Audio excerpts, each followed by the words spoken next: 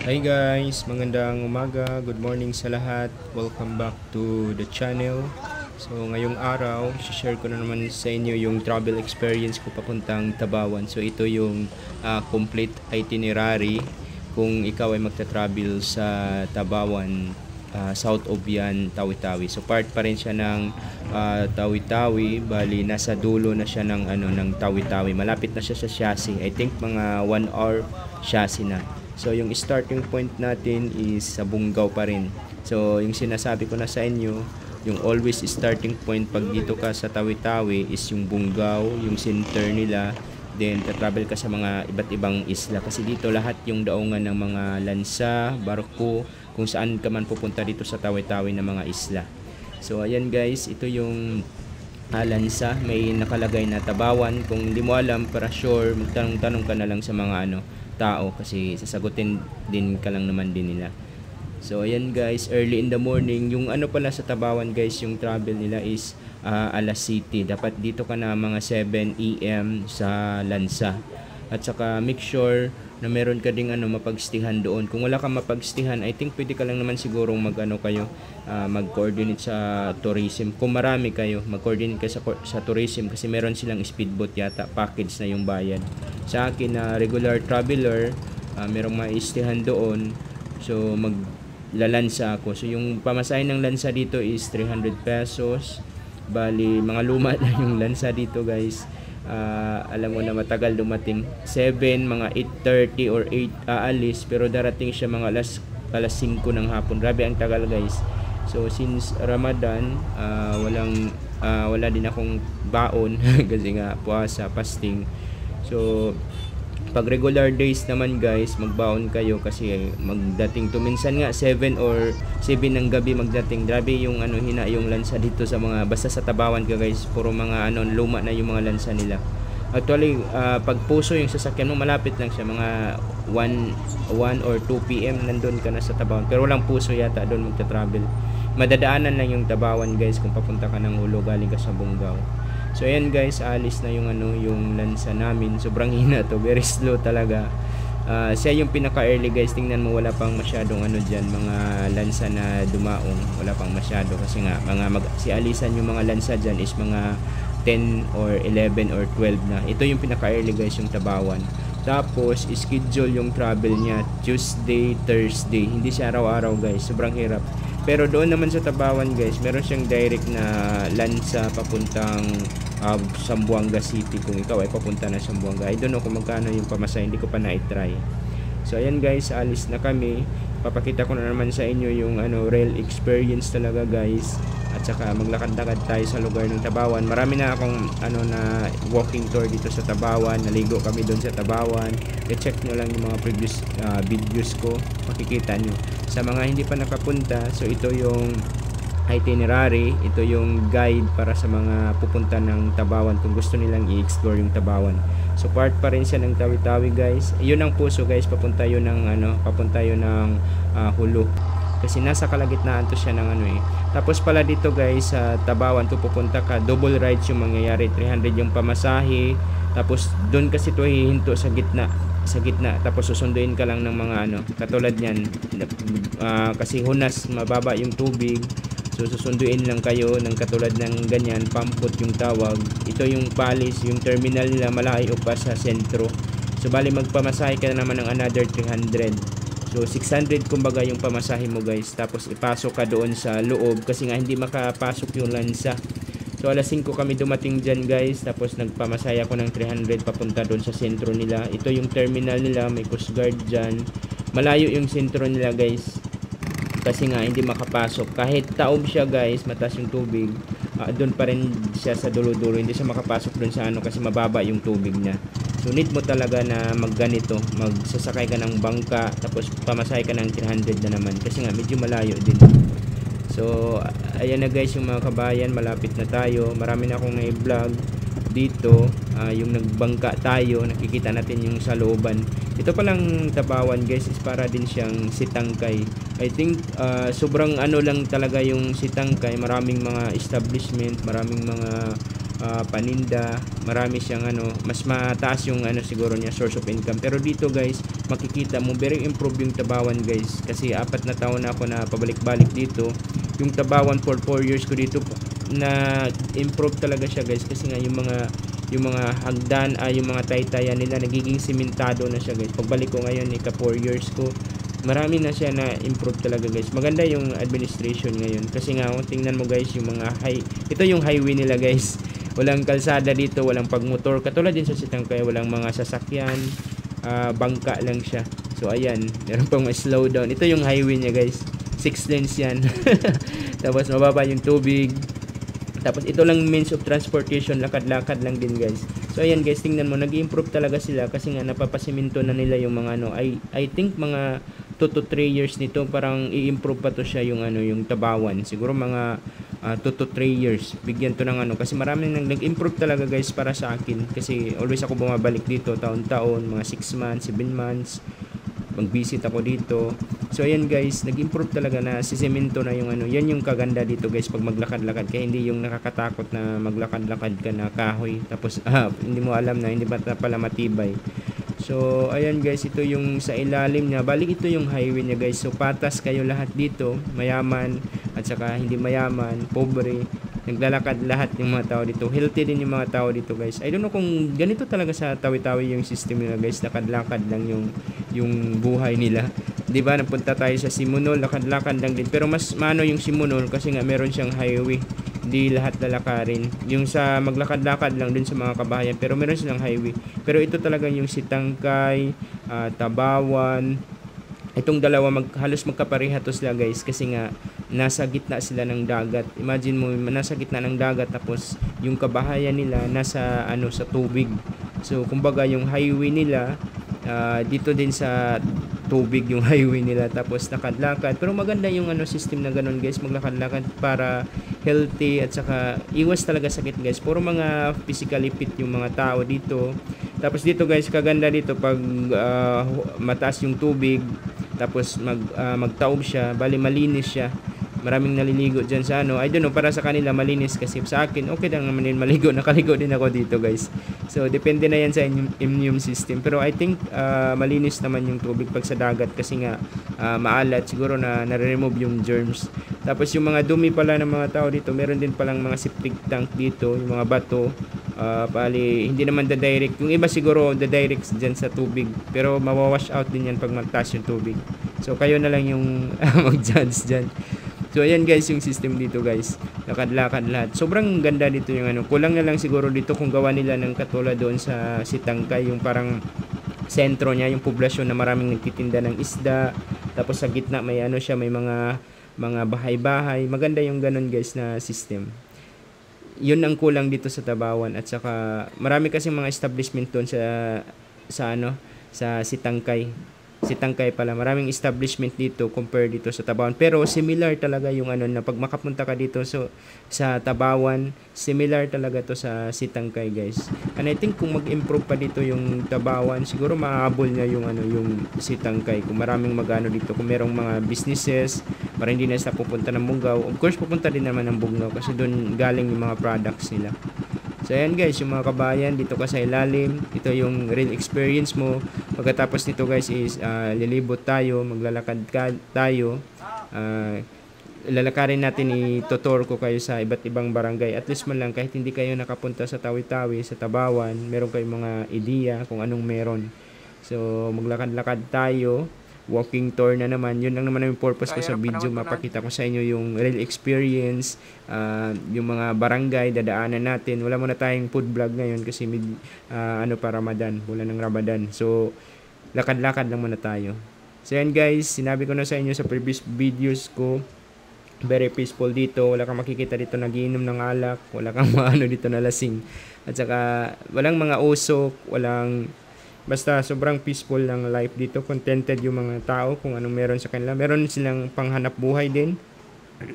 Yung main source of income nila dito is seaweeds din, at saka mga isda.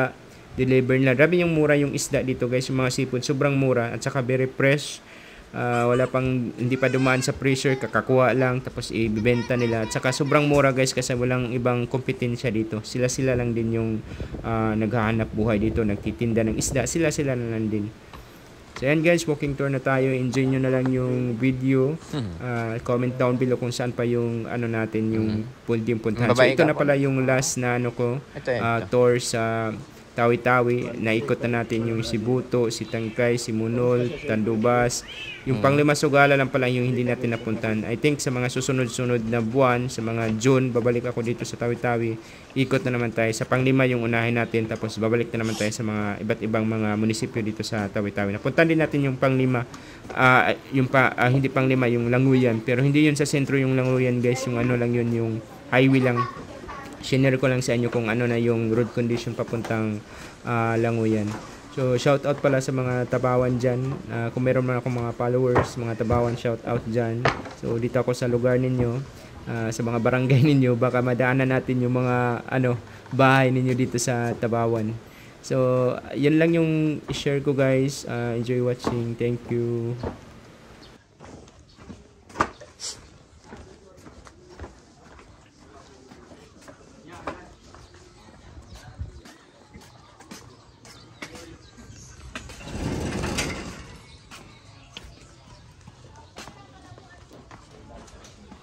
Assalamualaikum.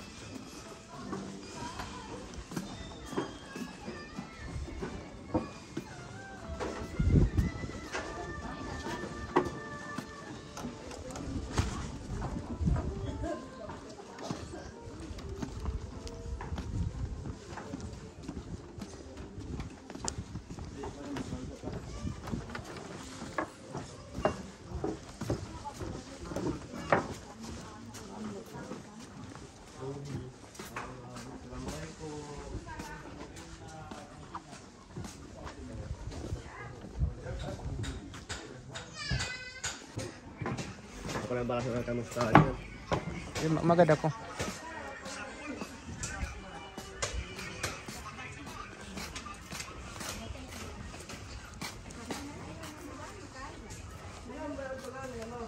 Dito, meron na. Oh, nasa bisyo. Hindi na kita. Hindi na kita sila. Wala naman ito. Hindi na kita. Lawagan nagtama ito pagkukuha ng lasaw yan ito. Third group.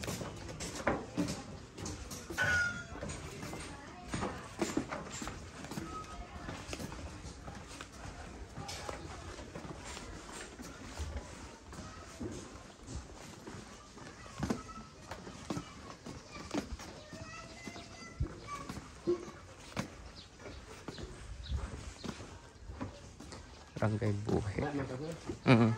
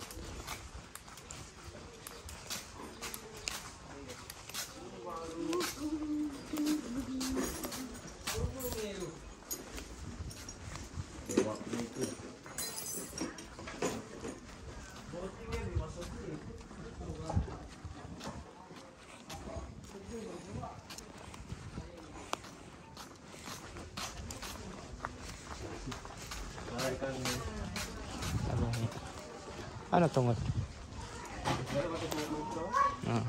Dimibot na kita. Pero kita pa branch.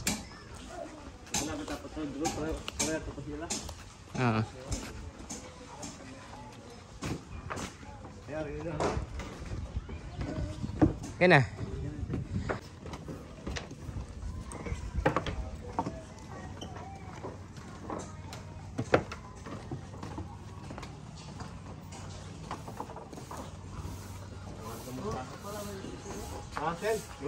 Tah, sunga.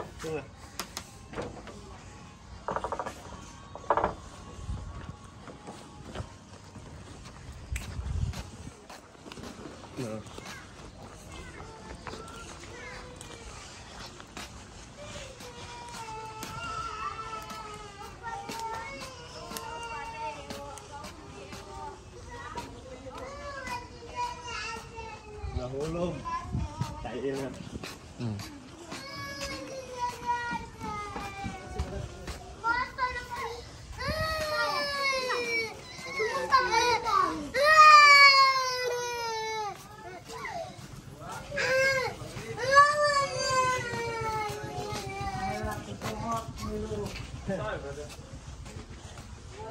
Ano na yan?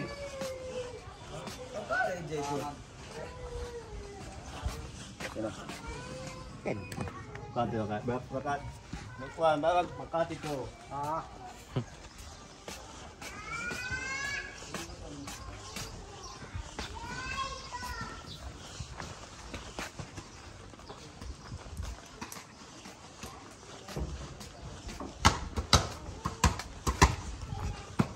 Ato kita pa, biya terminal nila man doon na duldo. Laman tayo miss you. Masok pa yung miss you. Pasok da? Malay na to din? Malay na. Oo. Aposo. Katatawo, di magsigsag pa ito. Aposo na kita. Ayan, barangay uli ha. Barangay Buhi.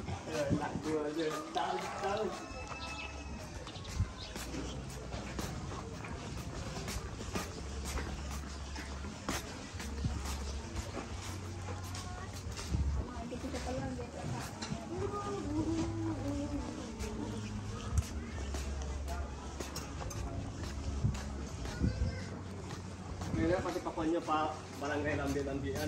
Kung sa lagi, kami sa ko nakatalaw kaya ng problema. Familiarize mo na katan.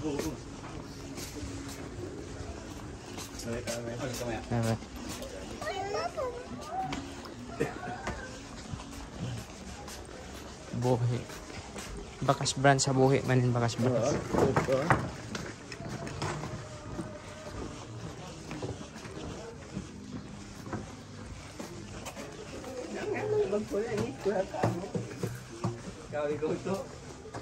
Ay.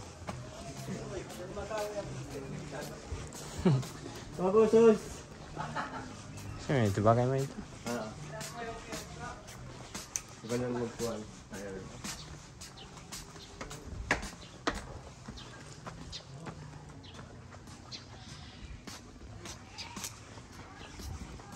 Anong cats na?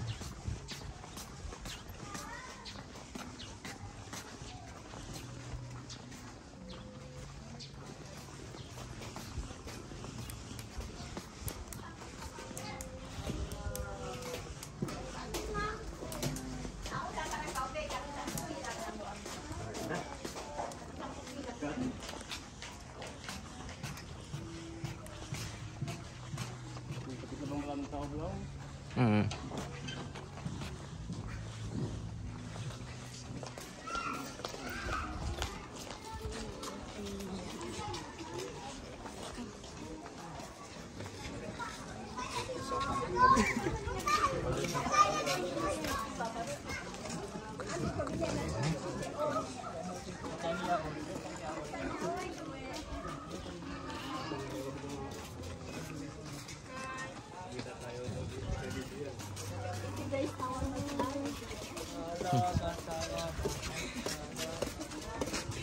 I-post yan mamaya sa YouTube. Hi vlog. Welcome to my guys.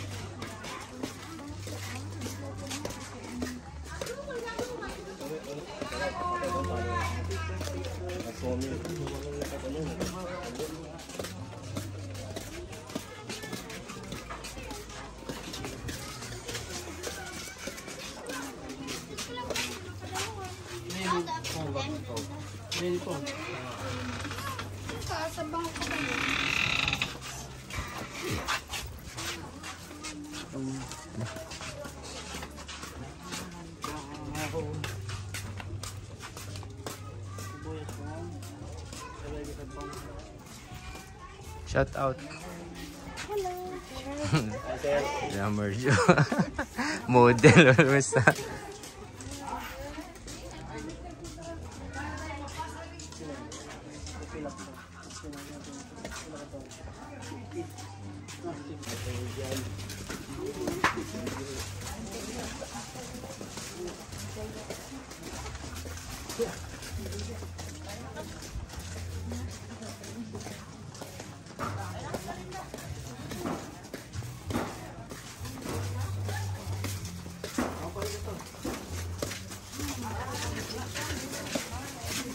Okay, nakuha. Pero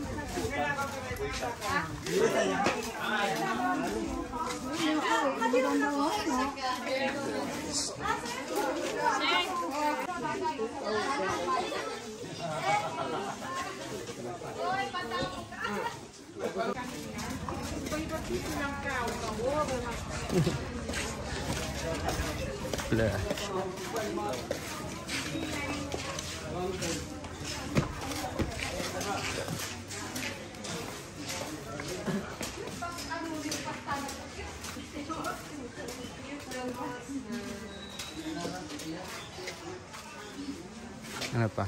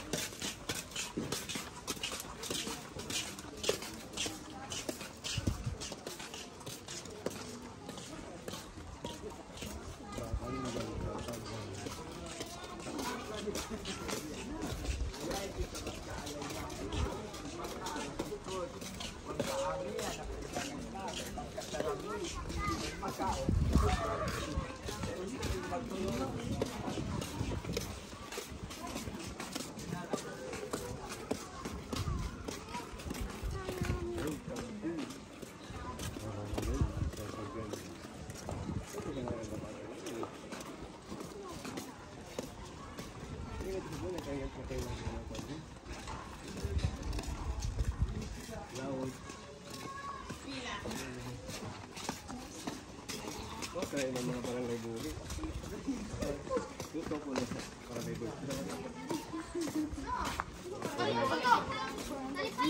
Tubig. Barangay tubig naman.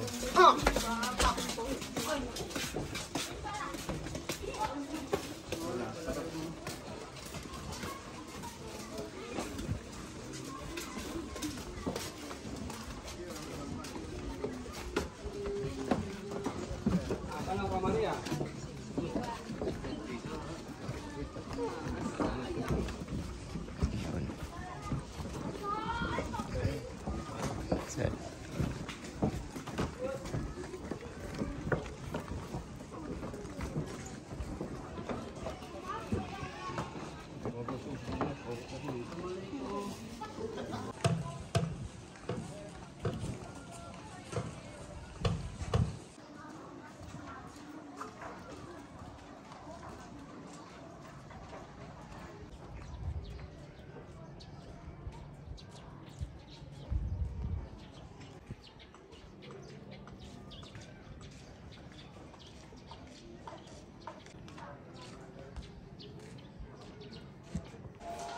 Ba?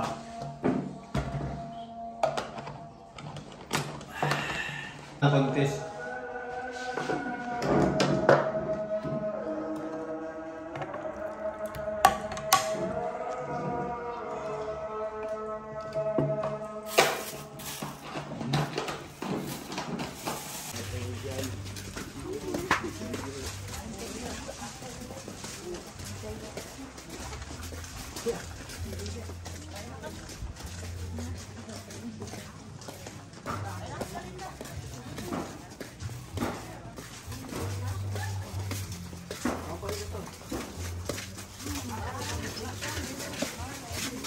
Ako, nakuha. Pero